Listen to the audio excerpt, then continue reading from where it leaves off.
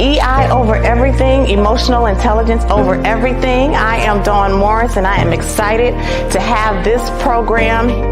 The World Class Training Institute is an organization that maximizes human capital through the delivery of professional and leadership development training workshops. I've always loved training. I've been blessed with the opportunity to do it for so many years. You want to be a pinnacle leader. Becoming more emotionally intelligent is going to set you on the road to that. I have to meet people where they are and not try to say just because I'm doing it, they automatically can do it. The area that emotional intelligence helps with is called your blind spot. It helps you to strengthen your self-awareness. I just found the session really helpful. It was my favorite session of the conference. My name is Derek Potter, and I am the Director of Business Operations for Group Effort of Tennessee. I'm here to talk about the world-class training, leadership training provided by Don to my staff. The training has been extremely helpful for our group of folks, mainly because a lot of principles used in traditional business are oftentimes lacking when it comes to social service because the focus is about the people. We don't think about the people that lead those people, lead departments and positions in which manage the day-to-day operations. And so for us to have an opportunity to train with Don in this training and get the particular skill sets needed to become better leaders, motivators, supervisors, and even teammates was inspirational for us, and we enjoyed the training. Good afternoon. I am Dawn Morris, and this is the Leaders Lounge, and specifically LeaderSHIFT. Welcome to LeaderSHIFT. Over the next few weeks, we are going to talk to you all and helpfully train you all on some ideas that you can use to help your team, specifically if you are new in your role to leadership or you are a seasoned leader who has a new organization. LeaderSHIFT is all about that. While I am waiting for people to come and join in, I'd like for you all, because I'm a trainer, to just share with me in the comments what your name is. And because LeaderSHIFT is about having a little lunch and engaging and enhancing your leadership skills, let me know if you're eating anything exciting. Just type that in the comment section, and then I will be able to see who's on, and then we will get started momentarily. So I'm going to give people just a minute to answer that question, and then I'm going to keep it moving. So hopefully some of you guys are joining in. If you're joining in again, just go ahead and answer the question there. Tell me your name and tell me where you are joining from, and also, what are you eating or drinking that's exciting to you today? Because I have a little tea. I always drink tea. This is my positive energy tea. And it's very tasty. I'm just going to wait a couple more seconds. And let's see who joins in. While you guys are coming into the program, I do want to also share with you all a few pieces of information. LeaderSHIFT is a program that you all can have in your organizations. It is 3 half days or a day and a half, depending on how you want to schedule it. And it comprises of 4 primary components. The first is embracing the feelings of change and charting a new vision. The second is, we call it Who You With.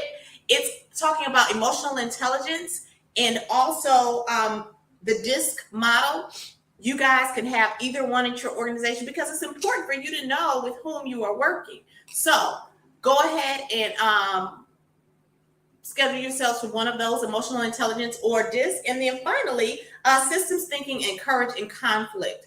We have found that leaders who are new to an organization or leaders who are new to the role need to work with their teams on these 4 primary areas in order to reach the level that we're going to talk about in a moment with John Maxwell, which is people development and then leading to pinnacle.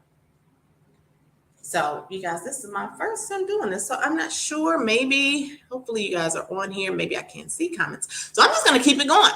I'm going to keep going and keep training you all. And we'll keep it moving from here.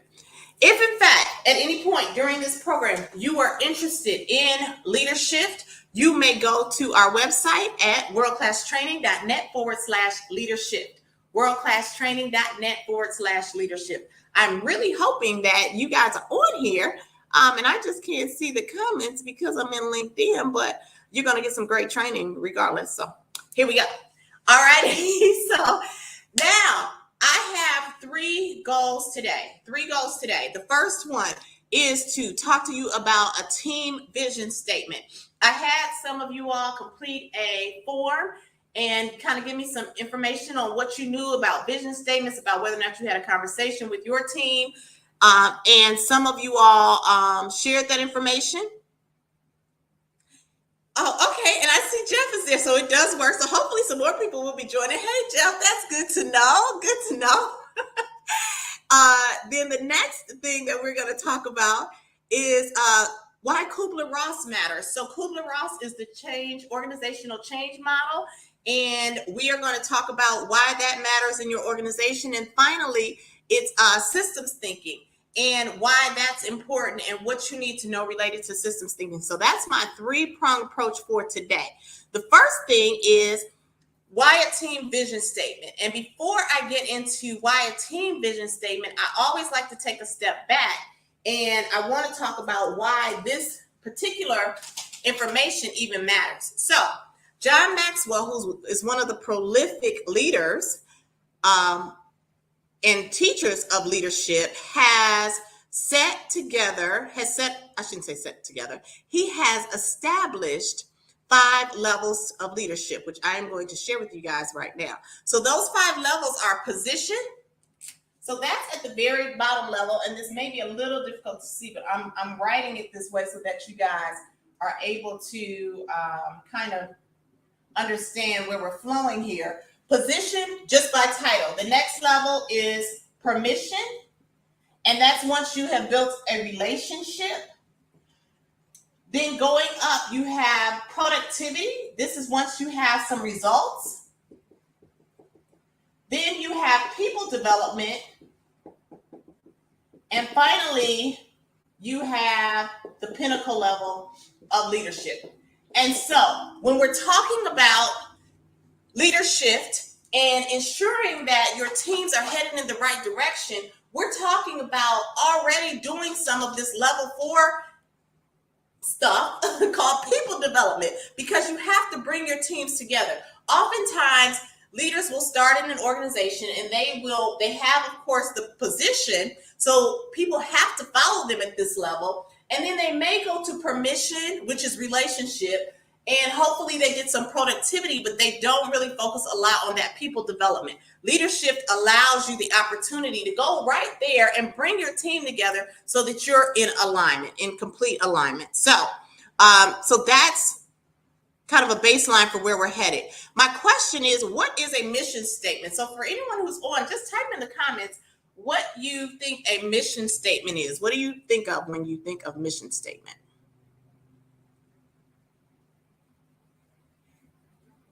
And I'll give it just a few moments.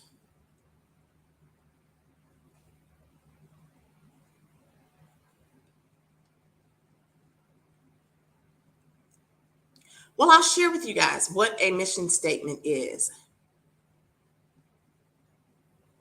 So a mission statement, simply defined, is an action-based statement that declares the purpose of an organization and how they serve customers. So purpose and how you serve customers. So for instance, the World Class Training Institute has as its mission statement that we are here to maximize human capital, that is our purpose, through the delivery of leadership and professional development workshops. So purpose and how are in a mission statement. Now, if we go to the next level and we say, what is a vision statement? A vision statement works a little differently. So a vision statement is something that provides direction. It sets a course towards a future that tells the people in the organization what the group believes, how to behave, and what kinds of decisions to make without explicitly doing so. So a vision statement is more inspirational in nature, and the vision of the World Class Training Institute is to refuel and recharge the nation's leader pool with tools to help people be their best personal and professional selves. So now the question is, why do a vision statement with your team? Well, a vision statement is not supposed to be secret. A vision statement is supposed to be shared. And if you are a leader of people and a people developer, it is important that you all sit down together and think about what the vision for your department is. Now, organizationally, there may be a vision statement, but I'm going to share this with you. For instance, there's a marketing department, there's a finance department, there's a maintenance department. The vision for each of those departments as it relates to carrying out the overall mission is going to be different. So a marketing department, for instance, for the World Class Training Institute, may have a vision of expanding the reach of communication from social media, written media, interviews, and other outlets so that we can fulfill the mission of the organization, which is to maximize human capital. When you're talking about the maintenance department, their vision for how they're going to help us fulfill our mission is going to be different as well. Their vision is going to be, for instance, ensuring that the environment for any participants of the World Class Training Institute is such that they can enjoy a safe, clean, healthy atmosphere so that learning can be at its peak. So those are two different visions under one mission. And that is why you must have a team vision statement, And that's what we help you do if you enroll in the LeaderSHIFT program. We work with you guys and help build a collaborative atmosphere as you build your team vision statement. So that's the first piece. The second one is, the second question that I have for you guys was Kubler-Ross. So why Kubler-Ross matters. And because I'm not able to see how many people are on, I'm just going to keep going and teach you guys a little bit about what Kubler-Ross is. So Elizabeth Kubler-Ross is someone who first established the levels of grief related to a personal trauma or something like that that may happen in someone's lives. And there are 6 levels of grief. In addition to that, the levels of feelings related to change was developed as it relates to an organization. And it goes from denial all the way through acceptance. And when a leader comes into an organization, it is important that they are not only cognizant of all employees' feelings for which they work, under which they work, but they also make decisions about how they interact with those team members and how they help those team members develop as they are new to the organization. So when we teach LeaderSHIFT, we spend time not necessarily talking through those intricacies, but focusing on how we move through the levels of change related to leadership shifts, I should say. And so there are 4 things that I want to share with you guys quickly for why you want to pay attention and you want to have conversations with your teams around organizational change. First, there may be some resistance and you're thinking that the person is just not paying attention or is not, good morning. I see a couple of people on, great. You may notice that there's some resistance or some lower levels of productivity. However, you don't know what the reason is. Kubler-Ross matters because it helps you to identify and uncover why those resistance pieces are happening. The other thing is you can address fears. And I'm going to come off for just a moment because I want to look at you guys as I say this. It's extremely important. I had a leader who said once, when change happens in an organization, we think it's not personal, it's business. But what he said is the reverse is always true. It's always personal. And if we're honest with ourselves, what we think about when we start in an organization, or there's a change in an organization, or there's a new leader in an organization where we've gotten comfortable in some ways, and we may have already positioned ourselves to move up or do something else in an organization, we think, what's going to happen to us? How is my role going to change as a result of this shift in the organization? And so we want to make sure that we get in front of that and have conversations with our team members around that. The other two pieces are you discuss wishes and goals. Prior to this organizational shift, someone may have been anticipating a promotion or a move to another department. You have an opportunity to talk to your team member and find out what it is that they want from their position and from future positions. And again, as a level 4 leader, you want to help develop them. And then finally, identify possible position gaps. So everybody who's going through organizational change is not going to continue to stay on the ship. They may want to leave the organization. They may want to leave the department. Again, by addressing the different levels of organizational change, you as a leader can get ahead of that and then position yourself for the possibility of having position gaps. So those are the 4 major reasons that Kubler-Ross matters, and that you really do want to take a moment to deal with the stages of organizational change with your new team. Does anybody have any questions or comments about that? Take a moment before I get into my last one. No. Okay. I'm going to keep going then. So the last piece that I want to discuss with you guys is this idea of systems thinking. So when I did the pre-assessment, I asked many people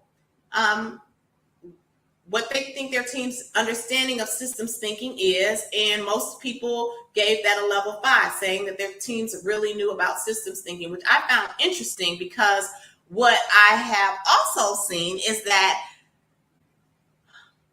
in many organizations, there are some disjointed ways that we handle working from department to department and communicating when changes or challenges happen within and outside of the team. So systems thinking, just for purposes of today, so that we are all on the same page, is a holistic way to consider factors and interactions that could contribute to a possible outcome. So when we're thinking as a system, we have to understand that what we do in our role has far-reaching impacts. And the reason that we are in our role is not just to do our job, but is to also contribute to the overall mission of the organization and the component parts that make the organization run. I'm going to give you guys a quick little example. So a couple of days ago, I was at the car wash, and I pull up to the car wash. I have a monthly membership. There's a sticker on my window. When the sticker was read by the computer, it said that they could not recognize the sticker. I asked the manager about it. She said, oh, well, we're under new ownership now, so that sticker doesn't work anymore. So I said, well, a couple of days ago, my account was just charged for this. So I must get a car wash today somehow. And so after some discussion back and forth, the young lady said, well, that's under another company. This is Wash and Roll. I said, well, hey, you know what? Here's my account where you see that Wash and Roll was the company that was actually paid. So she ended up giving me the car wash. I had to call customer service as well. And we had a conversation and I shared, this is what happened. Going forward, there needs to be some type of mechanism in place so that customers are not inconvenienced unnecessarily. And so as we talked through it, the lady also had me speak to the supervisor and tell the supervisor the exact same thing. There was a system breakdown. And the lady who was at the wash and roll regular location says to me, well, we don't have anything to do with that. I said, well, absolutely you do, because even though that happened at the corporate level, I'm here and you're the one who's held responsible for it. So there's a systems breakdown. As we are going through our organizations, we have to understand how our component parts contribute to the whole. And when we do systems thinking in a class environment, we actually work with your team and with your organization and the things that matter to your organization and help you to handle on the front end some things that may be broken in your systems or that may need to have adjustments so that the whole can be greater than the sum of its parts. So systems thinking is absolutely important, especially at an initial level, because as a new leader or a leader new to an organization, the person's role may be looked at differently from you as the new leader. And so everybody needs to be under the same understanding so that all parts can work together better.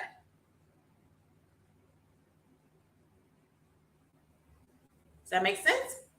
Hopefully it does.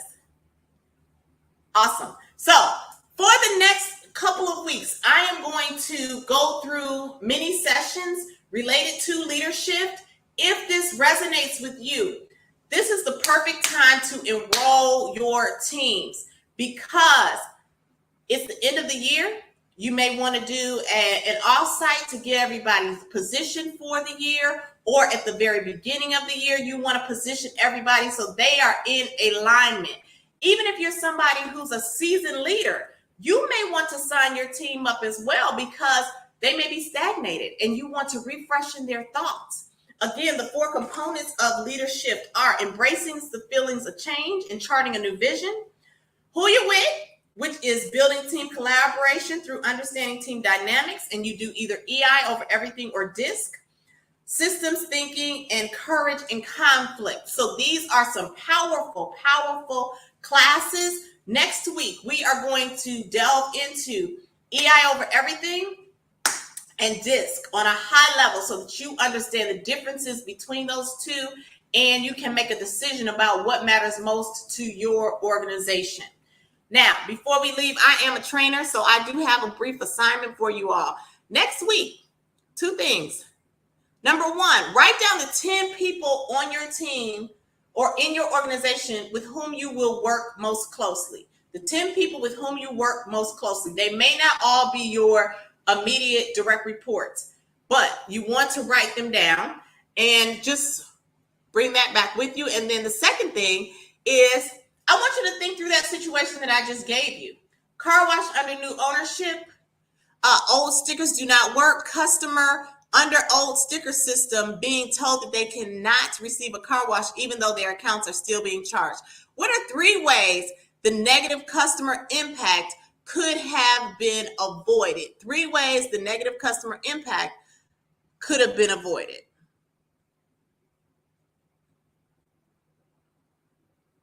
And bring that back with you, okay? So you can either bring it back or you can even email me. I'm going to put my email address up here as well. It is so that if you decide, hey, you know what? I want to see what her thoughts are on this. You can do that.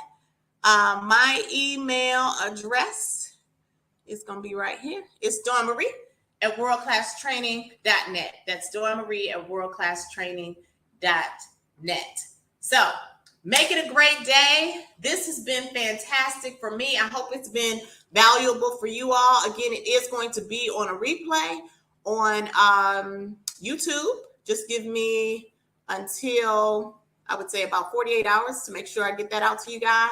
And plan to be with us next week. I'm going to post for next week's sessions. Again, we're going to talk a little bit about emotional intelligence and about DISC next week. And then we'll finish up the following week with talking about conflict and courage in the face of conflict. All right. So until next time, it's been my pleasure serving you all. You all make it a fantastic day. And remember, at the World Class Training Institute, when you're better, we're absolutely better. Bye.